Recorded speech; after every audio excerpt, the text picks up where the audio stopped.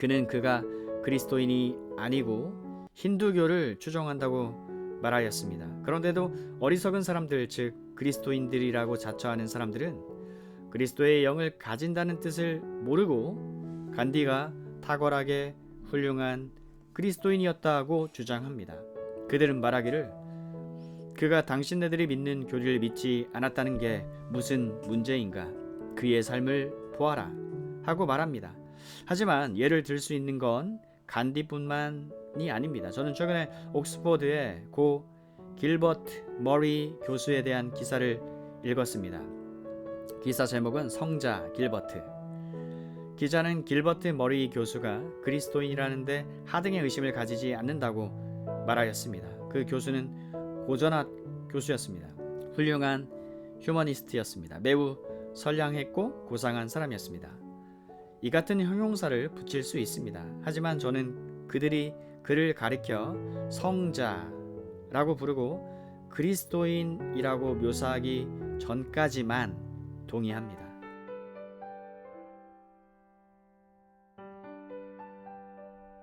그러나 그는 더욱 놀랍고 기이한 것을 향해 나아갑니다. 그리스도인이 영에 있을 뿐 아니라 성령이 그 안에 있다는 것입니다. 만일 너희 속에 하나님의 영이 거하시면 너희가 육신에 있지 아니하고 영에 있나니, 다른 말로 거한다는 말과 동의어입니다. 누구든지 그리스도의 영이 없으면 그리스도의 사람이 아니라. 거한다는 것은 어떤 집처럼 어떤 특별한 곳에서 산다는 걸 말합니다. 그래서 사도는 하나님의 영이 그리스도인 안에 거하기를 마치 어떤 사람이 어떤 특별한 장소나 가정 내지 집에서 살거나 거주하는 것 같이 하신다고 말하고 있는 것입니다. 사랑하는 여러분, 이것은 모든 그리스도인에게 해당되는 진리입니다. 바울 사도에 의한 이와 같은 또 다른 진술을 생각해 봅시다. 고린도전서 6장 19절에서 너희 몸은 너희가 하나님께로부터 받은 바 너희 가운데 계신 성령의 전인 줄 알지 못하느냐? 너희는 너희 것이 아니라. 여기서도 거주의 개념이 채용되고 있습니다. 에베소서 2장 끝에서도 같은 게 발견됩니다. 너희도 성령 안에서 하나님의 거하실 처소, habitation, 처소가 되기 위하여 예수 안에서 함께 지어져 가느니라. 또 디모데후서 1장 14절에서도 우리 안에 거하시는 성령으로 말미암아 너에게 부탁한 아름다운 것을 지키라고 하였습니다. 그 다음에 로마서 8장 10절에서 사도가 그리스도께서 너희 안에 계시면 이라고 말하고 있는 걸 주목하십시오. 이 진리는 요한복음 14장 23절에서 더욱더 명백히 드러나고 있습니다. 예수께서 대답하여 가라사대 사람이 나를 사랑하면 내 말을 지키리니 내 아버지께서 저를 사랑하실 것이요 우리가 저에게 와서 거처를 저와 함께 하리라. 거처를 삼는다는 말은 그와 함께 가정을 이루리라는 말입니다. 이것은 우리가 만나는 진리 가운데서 가장 놀라운 진술들 중 하나입니다. 이것이 의미하는 바는 성령께서 우리 안에 거하시기 때문에 또 주 예수 그리스도께서 우리 안에 거하신다고 말하는 것이나 또 아버지께서 우리 안에 계신다고 말하는 것이 진리라는 것입니다. 이것이 에베소서 2장 22절에 성령 안에서 하나님의 거하실 처소라는 말의 의미입니다. 이것은 분명 교회 안에 있는 모든 사람들을 가리킴이 분명합니다. 여기서 사도는 이걸 단수로 표현하고 있습니다. 그러므로 이것은 모든 그리스도인에게 해당되는 진리인 것입니다. 이것은 궁극적인 교리입니다. 기독교 구원 교리의 최고봉입니다. 우리는 이것을 이해할 수 있습니까?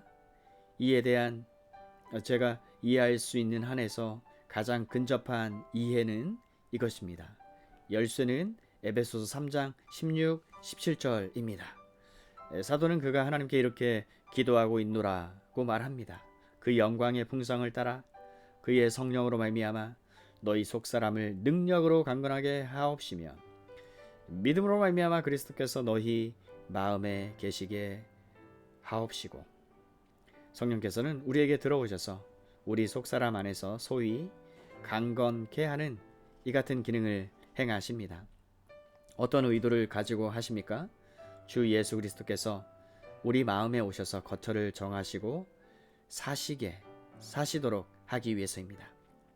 우리가 난 그대로 있으면 그를 받을 수 없습니다. 우리는 준비될 필요가 있으며 강건해질 필요가 있습니다. 이것은 때로 우리가 옛 건물들에 관련한 것을 보았던 것과 유사합니다. 그 건물들은 마디가 연결되어 있고 서로 연락하고 지붕을 받치고 있기 위하여 기둥들이 세워져 있습니다. 우리는 그것을 이렇게 표현할 수 있습니다. 그의 성령으로 말미암아 너희 속사람을 능력으로 강건하게 하옵시며 믿음으로 말미암아 그리스도께서 너희 마음에 계시게 하옵시고. 그러나 그리스도는 아버지 안에 있습니다. 그래서 그리스도께서 오실 때에 아버지께서 오십니다. 내가 저희 안에, 아버지께서 내 안에 계셔.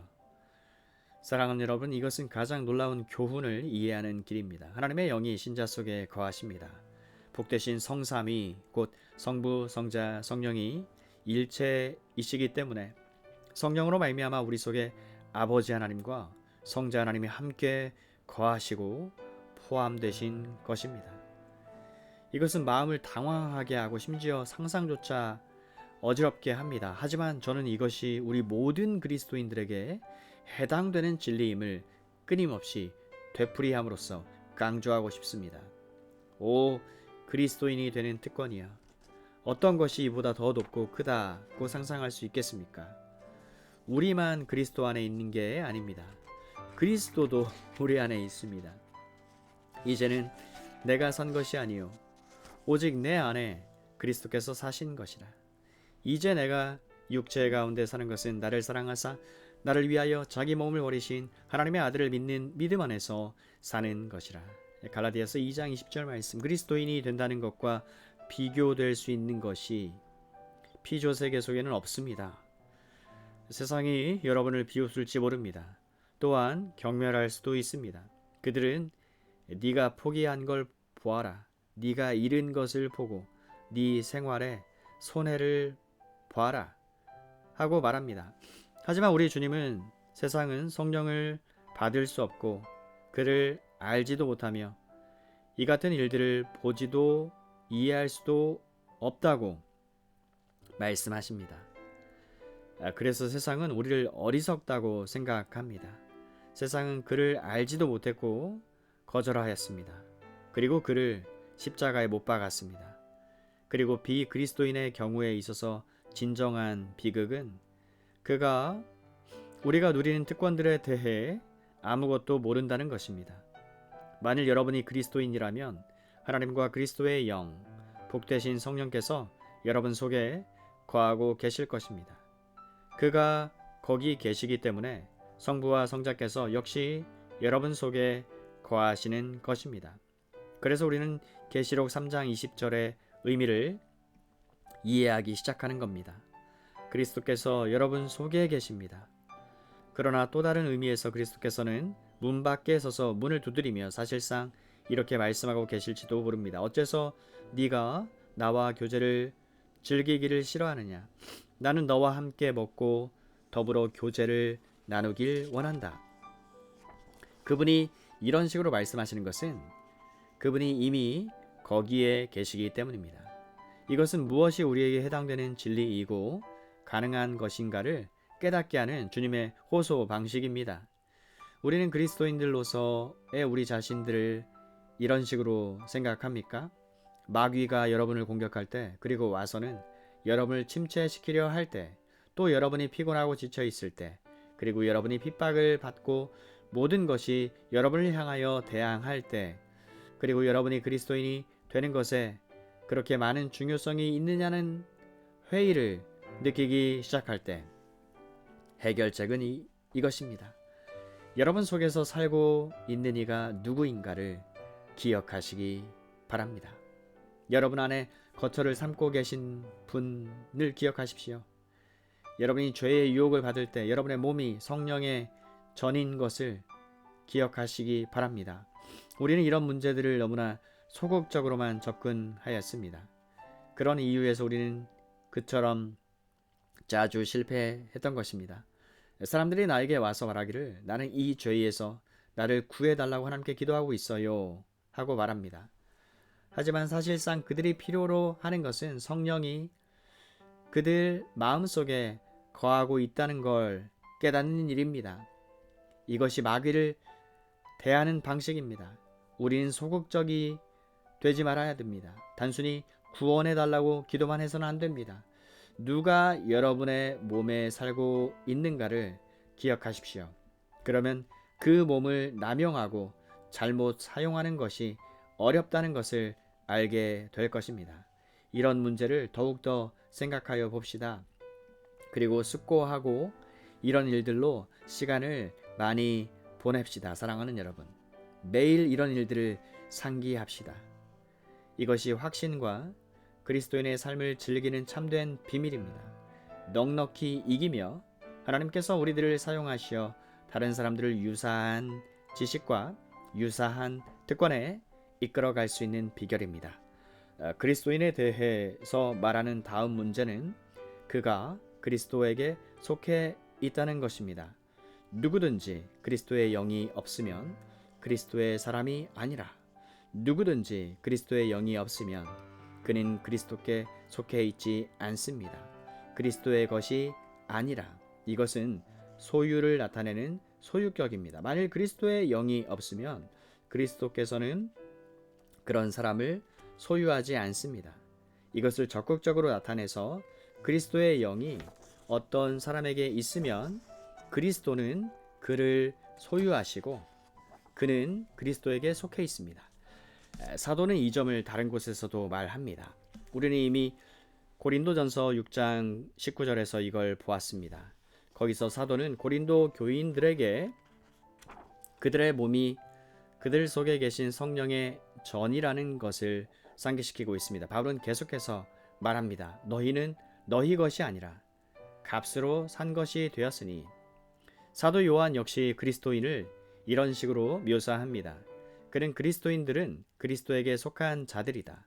하나님 아버지께서 그리스도에게 주셨던 사람들이다 라고 말합니다. 저희는 아버지의 것이었는데 내게 주셨으며. 요한복음 17장 6절 말씀.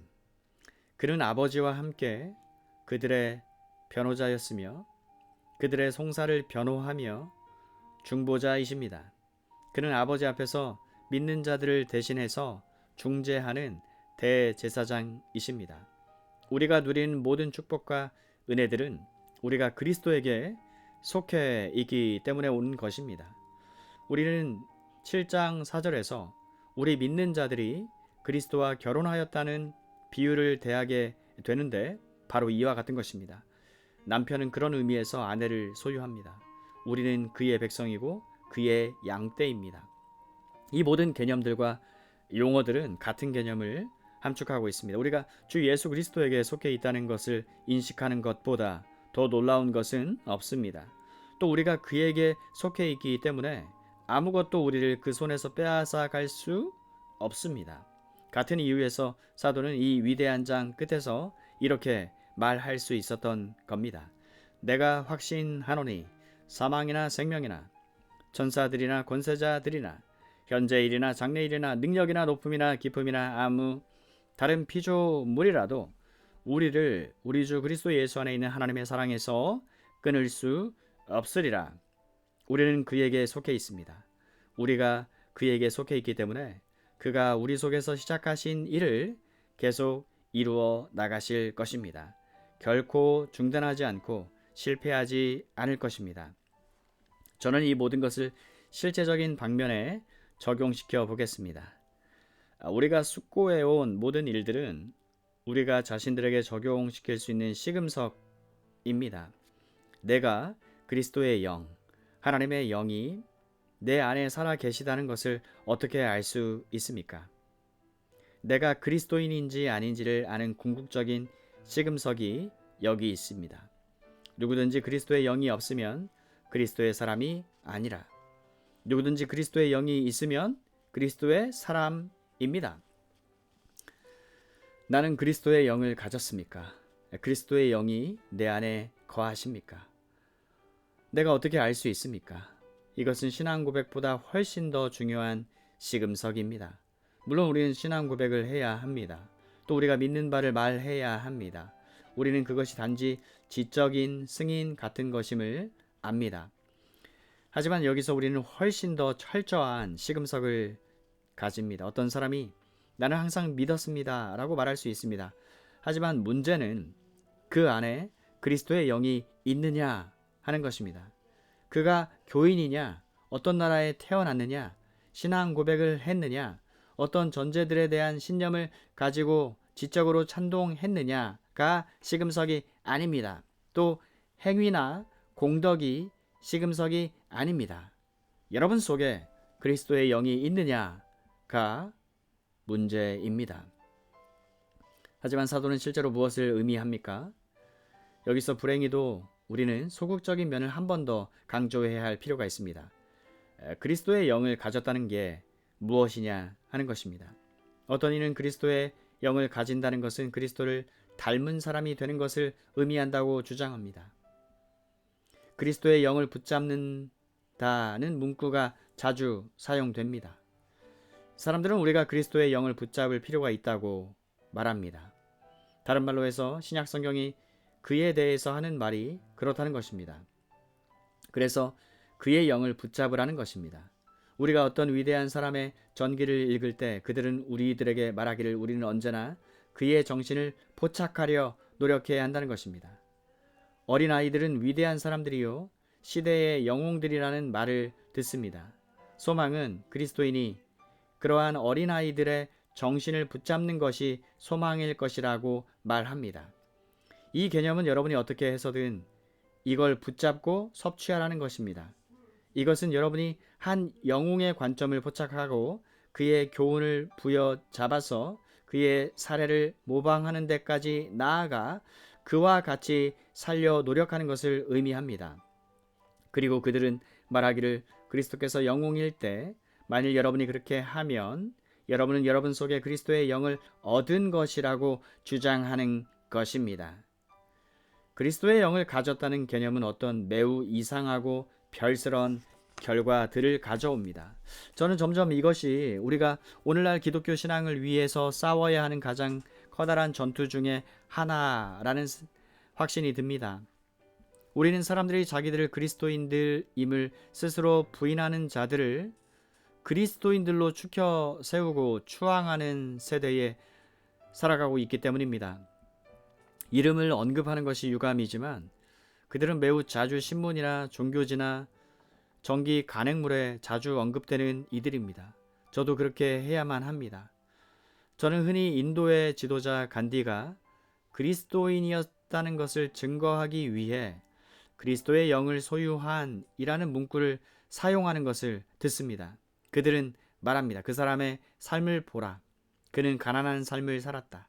세상을 버리고 즐거움을 버리고 가난한 자들을 돕기 위해 자신을 주었던 사람이다. 그들과 함께 먹고 그들처럼 입고 군대와 전쟁을 경멸하였다. 그는 평화주의자였으며 무저항주의를 믿었다. 그들은 말하기를 이것이 그리스도의 영이다. 간디는 가장 그리스도를 닮은 삶을 살았다라고 하며 그리고 어떤 이들은 심지어 그는 20세기 중에서 가장 훌륭한 그리스도인이었다고 주장하기까지 합니다. 그러나 간디는 정직한 사람이었지만 기독교를 공개적으로 반대하였습니다. 그는 그가 그리스도인이 아니고 힌두교를 추종한다고 말하였습니다. 그런데도 어리석은 사람들, 즉 그리스도인들이라고 자처하는 사람들은 그리스도의 영을 가진다는 뜻을 모르고 간디가 탁월하게 훌륭한 그리스도인이었다고 주장합니다. 그들은 말하기를 그가 당신네들이 믿는 교리를 믿지 않았다는 게 무슨 문제인가? 그의 삶을 보아라 하고 말합니다. 하지만 예를 들 수 있는 건 간디뿐만이 아닙니다. 저는 최근에 옥스퍼드의 고 길버트 머리 교수에 대한 기사를 읽었습니다. 기사 제목은 성자 길버트. 기자는 길버트 머리 교수가 그리스도인이라는데 하등의 의심을 가지지 않는다고 말하였습니다. 그 교수는 고전학 교수였습니다. 훌륭한 휴머니스트였습니다. 매우 선량했고 고상한 사람이었습니다. 이 같은 형용사를 붙일 수 있습니다. 하지만 저는 그들이 그를 가리켜 성자라고 부르고 그리스도인이라고 묘사하기 전까지만 동의합니다. 저는 제가 언급한 그 기사를 썼던 어리석은 사람은 길버트 머리가 성자 또는 성자다운 요건에 부합되는 삶을 살았던 반면에 물론 실제로 나는 길버트 머리가 합리적인 불가지론자임을 안다고 말할 수밖에 없음을 느꼈다는 것을 덧붙여야만 합니다. 그럼에도 불구하고 그는 그를 성자로 부르고 있습니다. 그가 합리주의적 불가지론자일지라도 그는 위대한 사람이고 겸손한 사람이며 가장 친절한 사람이다. 자기를 포기하는 사람이라는 사실을 근거로 하여 그를 성자라고 부른다는 말입니다. 그 기사에서 그는 그 사람이 행한 일들, 즉 그가 국제연맹을 위해 또 다른 것들을 위해 얼마나 헌신적이었는가를 보라는 것입니다. 그런 사람들은 주장합니다. 맞다. 그는 사실상 합리주의적 불가지론자이다. 그는 공개적으로 또한 노골적으로 자기는 하나님을 믿지 않는다고 말하였으며 자기는 그리스도를 하나님의 아들로 믿지 않으며 초자연이나 기적을 믿지 않는다고 공공연히 말하였다. 하지만 그의 삶에서 그리스도의 영을 우린 보지 않는가? 사랑하는 여러분, 대중적인 견해는 그러합니다. 하지만 어떤 의미에서든지 사도 바울이 여기서 의미하는 것은 그게 아닙니다. 실로 그것은 그가 의미하는 것과 정확히 반대됩니다. 그것은 여러분이 그리스도의 영을 붙잡으라는 걸 뜻하지 않습니다. 기독교 신앙의 중심적인 교의 중 며칠 부인하는 어떤 다른 사람들, 예를 들어 알버트 슈바이처 같은 이들은 그럼에도 불구하고 20세기의 가장 위대한 그리스도인들로 묘사가 되고 있습니다. 왜 그렇습니까? 슈바이처의 경우에 있어 그는 자기의 위대한 생애를 포기하고 미개한 숲으로 들어가서 병원을 짓고 가장 고상하고 자비로운 일을 하였습니다. 이것을 근거로 하여 많은 사람들이 묻습니다. 그가 교리들을 부인한 것이 뭐가 문제가 되느냐는 것입니다. 그들은 그를 보라. 그가 그리스도를 본받고 있다. 그로 하여금 이 모든 것을 하도록 인도한 것은 그리스도의 영이다. 즉 그리스도의 정신이다라고 말합니다. 하지만 이것은 순전히 사도 바울의 교훈을 부정하는 것에 불과합니다. 사도의 가르침은 그리스도의 영을 붙잡으라는 게 아닙니다. 또는 그리스도처럼 사는 삶이라고 그렇게 일컬어지는 삶을 살라는 것도 아닙니다. 이것은 그리스도의 영이 여러분 속에 계시게 하라는 걸 의미합니다. 또 그리스도의 영은 더 이상 육신과 세상에 속하지 않은 자들 안에만 거하고 있다는 것입니다. 오직 성령으로 중생한 자들에게 있습니다. 거듭났기 때문에 주 예수 그리스도를 하나님의 아들로 믿으며 그분의 속죄의 사역과 사도의 메시지 전부를 믿는 이들 속에서만 거하는 것이라는 의미입니다. 그리스도인 안에 거하시는 성령은 주님 자신의 약속대로 주 예수 그리스도를 영화롭게 하기 위해 보냄 받았습니다. 그가 자의로 말하지 않고 내 영광을 나타내리라. 성령께서 하시는 첫 번째 일은 하나님의 아들, 즉 그분의 인격과 사역을 영화롭게 하는 것입니다. 그러므로 만일 어떤 사람이 하나님의 아들의 인격을 믿지 않는다면, 그리고 그의 속죄의 사역과 그의 모든 다른 일을 믿지 않는다면 그는 전혀 그 안에 그리스도의 영을 모시지 못한 사람입니다. 그는 매우 멋진 사람일 수 있습니다. 천성이 매우 착한 사람일 수도 있습니다. 매우 좋은 사람일 수도 있고 매우 선한 일을 행할 수도 있습니다. 하지만 그는 그 안에 그리스도의 영을 모시고 있지 못합니다. 자기 속에 그리스도의 영이 있다면 주 예수 그리스도를 하나님으로 경배할 것입니다. 바울이 로마서 3장 25절 26절에서 이미 말하였듯이 그는 그리스도께서 죽으신 것과 그리스도께서 자기 죄를 위한 화목 제물이 되신 것이 자기를 구원한 것임을 깨닫는 사람입니다. 하나님께서 선하고 고상하고 친절하며 신사적인 마음을 가진 사람들은 필연적으로 그리스도의 영을 소유한 자들이거니 생각하는 이 함정에서 우리를 구원하여 주옵소서. 그리스도의 영을 모신다는 것은 성령께서 여러분 속에 거하고 계시다는 것입니다. 더 이상 여러분이 육신에 있지 않고 영에 있다는 걸 의미하는 것입니다. 또 이것은 여러분이 거듭났고 새 사람이 되었으며 새로운 피조물임을 의미합니다. 하나님의 아들이신 주 예수 그리스도에 대한 여러분의 관계, 여러분의 관점, 여러분의 태도가 궁극적인 시금석입니다. 아멘.